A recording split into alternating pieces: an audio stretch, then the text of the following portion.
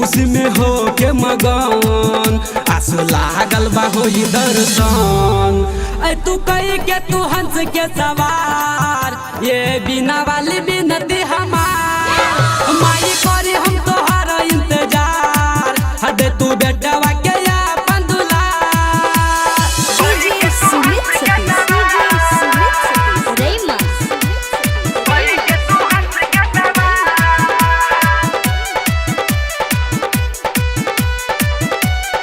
अभी आप सुन रहे हैं कावड़िया म्यूजिक।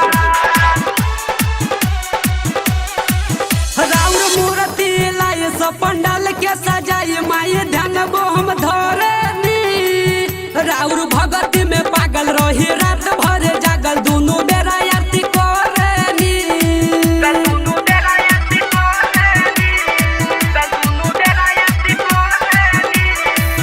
राउर मूर्ति लाई सब पंडाल के सजाई माई ध्यान बो हम धरनी राउर भगती में पागल रही रात भर जागल दोनों बेरा आरती करनी।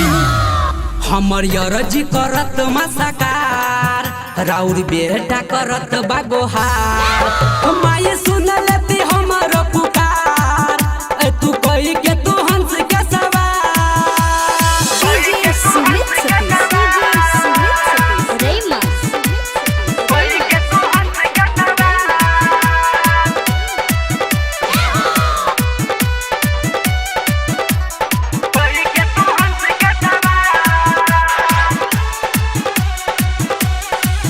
माई हो पुस्तक धारने सुनाए हंसवानी सफर कृपा करेलू जेके ना आबे पढ़े जब कलम के धरे कालिदास बना देलू।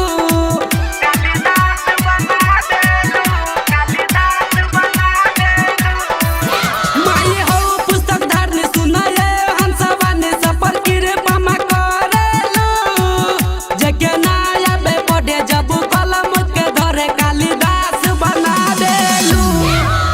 अशोकीर पमा कर तू अपार सुनील सूरज के होते उधार पूरा दुनिया में